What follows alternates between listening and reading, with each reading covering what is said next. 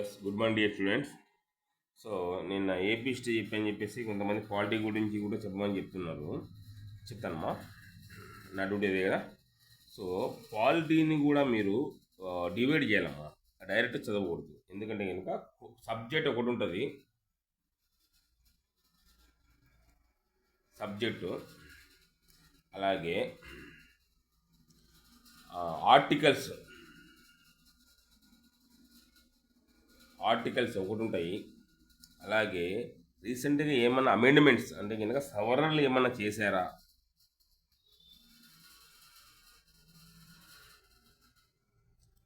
Amendments మా ఇవి మూడును మీరు సపరేట్ చేసుకొని చదవాలమ్మా. కంటిన్యూగా చదివారంటే మీరు ఇబ్బంది పడతారు, నేను ముందే చెప్తున్నాను. ఓకేనా? సబ్జెక్ట్ వేరు, ఆర్టికల్స్ వేరు. ఏమన్నా అమెండ్మెంట్స్ ఆర్ కేసులు, ఏమన్నా కేసులు ఉంటే కనుక కేసులు ఉంటే అవి కూడా సపరేట్ చేసుకోవాలమ్మా. నేను అందుకే నేను క్లియర్గా మీకు నేను ఇచ్చిన మెటీరియల్ మీరు వందల పేజీలు అవసరం లేదు, కేవలం 100 పేపర్లలో రాయించాను మీకు. నేను ఇది చదవరు, ఇది చదవకుండా ఏందేంది చదువుతారు. ఎగ్జామ్ పెట్టినప్పుడు నా బుక్ చదవండి మా అని చెప్పాను. ఈ బుక్ చదవకుండా మీరు ఏమంటే చెప్పకూడదు. ఒకరు బుక్ గురించి మనం విమర్శనాత్మకంగా నేను చెప్పను, ఎప్పుడు చెప్పను. అందరూ ఆదర్శనే కాదను. కాకపోతే కనుక క్వాలిటీ అనేది చాలా పెద్దది మా సబ్జెక్టు. కాబట్టి మీరు జాగ్రత్తగా నా బుక్ చదివిన తర్వాత మీరు ఏ బుక్ ఉన్నా చదువుకోండి, నాకు సంబంధం లేదు. కాకపోతే లాస్ట్ టైం నా బుక్లో నుంచి నేను రాసిన 100 పేపర్లలో 75కు 69 బిట్లు వచ్చాయమ్మా. డైరెక్ట్ బిట్లు. నాకు వీడియో చేయలేకపోయాను, ఏబీసీ చేశాను, పాలిటీ చేయలేదు. చేస్తాను, వీళ్ళు ఇప్పుడు చేయాల్సినంత అవసరం కూడా లేదు. 69 బిట్లు డైరెక్ట్ బిట్లు వచ్చాయంటే మీరు అర్థం చేసి, కేవలం 100 పేపర్లు. ఎంత ఉంది మా ఈ బుక్? బుక్ ఎంత ఉంది?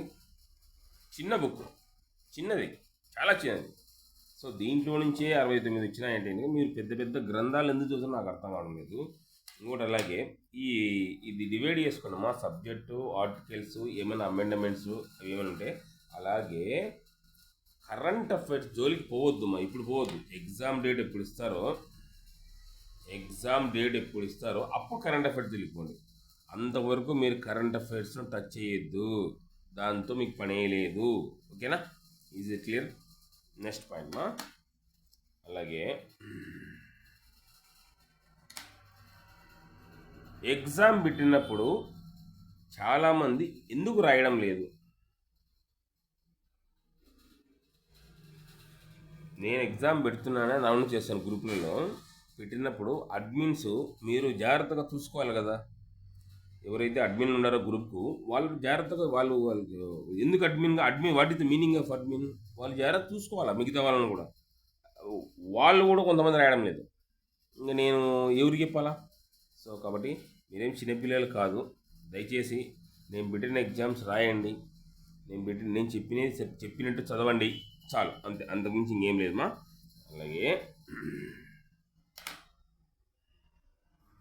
ఎగ్జామ్ డేట్ ఎప్పుడు సార్ అడుగుతున్నారు? నేను చెప్పలేను మాది, ఎందుకంటే నేను ఫేక్ ఇన్ఫర్మేషన్ ఎప్పుడు మీకు ఇవ్వననే విషయం మీకు కూడా తెలుసు. ఎగ్జామ్ డేట్ ఎప్పుడు అనేది అది నాకు కూడా తెలియదు. నాకు కాదు, అసలు ముందు ఏపీపీసీ వాళ్ళు కూడా తెలియదు యాక్చువల్లీ చెప్పాలంటే. మన మీటింగ్ జరిగింది.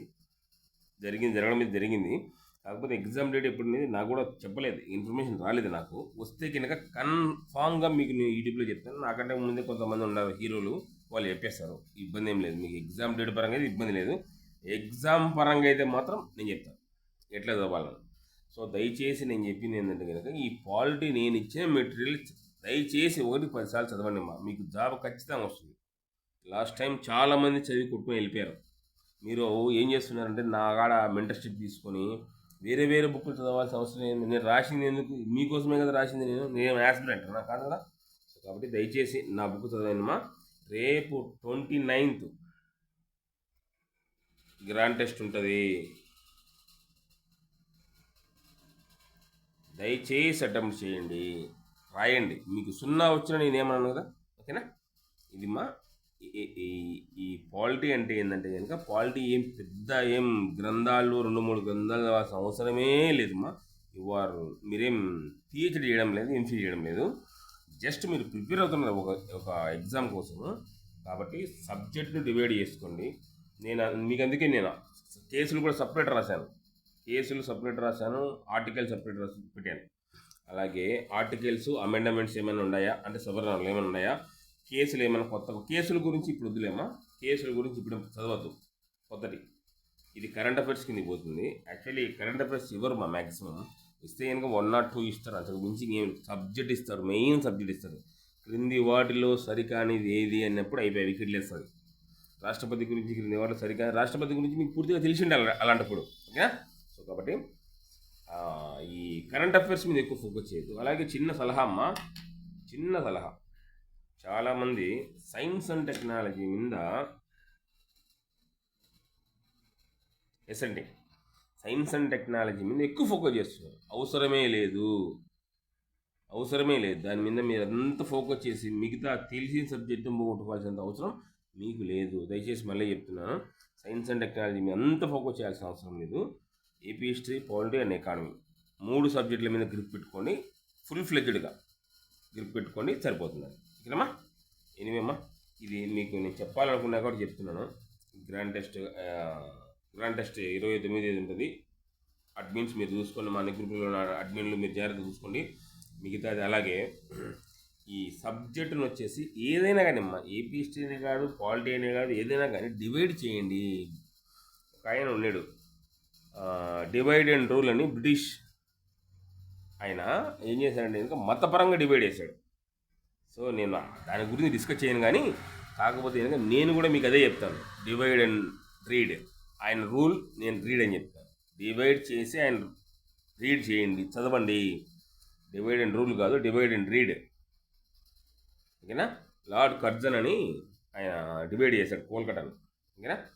సో కాబట్టి ఏదైనా కానీ, ఏ సబ్జెక్ట్ అయినా కానీ సింప్లిఫైడ్ చేసుకొని చదవాలమ్మా. ఎప్పుడు గట్టిగా చదవాలనే ఉద్దేశంతో అదేదో దాని ఏదో వేదాలు చదువుతారు అటు చదవద్దు, అవసరం లేదు మీకు.